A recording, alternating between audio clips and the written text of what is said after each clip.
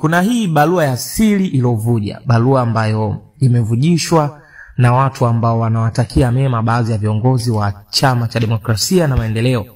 Barua hii ni kama amri ya kuweza kutekwa kwa baadhi ya viongozi wa Chama cha Demokrasia na Maendeleo kabla ya tarehe 26, na unakumbuka kwamba hii story ilishai kuvujishwa na mtu akasema kwamba kuna mpango wa siri juu ya kuwateka baadhi ya viongozi, na viongozi hao bwana ni wengi sana kama unavyoona majina yao yameorodheshwa hapo, kina John Heche, Mnyika, Maemba, Lupia, Newton, Mwaipaya na wengineo wengi. Sasa hii barua baada ya kuvuja, Mange Kimambi naye aliweza kupost juu ya hiki ambacho kipo hapa.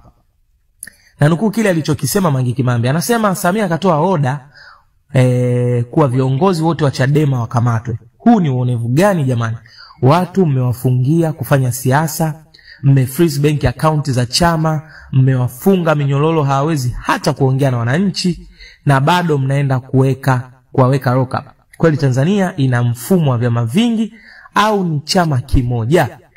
Walichokosa hao viongozi wa Chadema ni kitu gani jamani? Sina chama, siko Chadema, ila kuna mambo yanauma mpaka kwenye maini. Hata kama mtu sio ndugu yangu wa damu, unyanyasaji gani huu jamani? Ukatili gani huu tunaofanyana? Hata mkoloni hakufanya hivi. Kina Nyerere, Samia na genge lake ni wakatili kushinda wakoloni. Akaendelea kwa kusema, imagine unafanya dhuluma hii, ndio vinara wa kudai amani nchini. Wanafanya haya ndio wanaotuharibia amani kila siku. Amani inatoka wapi kwa hali hii? Amani inatoka wapi na huku hakuna haki? Kwa wale ambao mnajiuliza hawa viongozi wa Chadema kosa lao ni nini? Hawa kosa lao kubwa ni kukataa hongo ya kuhamia CCM na kuwasaliti wananchi. Yaani wapo kina Heche wakisema wanahama CCM basi hakuna kesi, na wanahamia CCM basi hakuna kesi na hawatapewa mabilioni ya Rolls Royce na wao. Ila kwa vile wamegoma kuwasaliti wa Tanzania, basi adhabu yao ni kifungo na mateso mpaka watakapokubali mawazo na kuchukua hongo wakajiunge na CCM.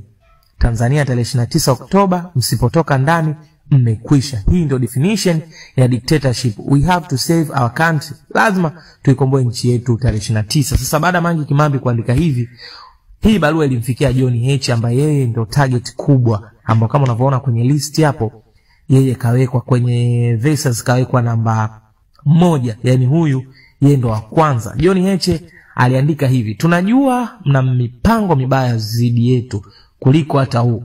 Mnapanga hata kudhuru uhai wetu. Sisi sio majambazi. Sisi ni raia wema, tunaotaka nchi yetu iongozwe vizuri. Tunataka utawala wa sheria, haki za kibinadamu na utu wa Tanzania kuheshimiwa. Sisi ni watu tunaopiga vita rushwa na tunaotetea rasilimali zetu zitumike kwa ajili yetu sote. Acheni kutuinda kama wanyamapori. Acheni kututishia uhai wetu. Nyinyi sio miungu. Tutaondoka kwa mapenzi ya Mungu, sio nyie. Tunapata taarifa zote kila wakati, hata kabla ya nyie kufanya uovu wenu. Acheni kufikiria kutudhuru. Tuwekeni hata ndani ili watoto wetu wawe wanatuona. Jambo moja kwa uhakika ni kwamba hakuna kiwango cha kitisho kitakachosababisha tukae kimya. Acheni kuteka na kutesa watu, maana hatutanyamaza hata siku moja.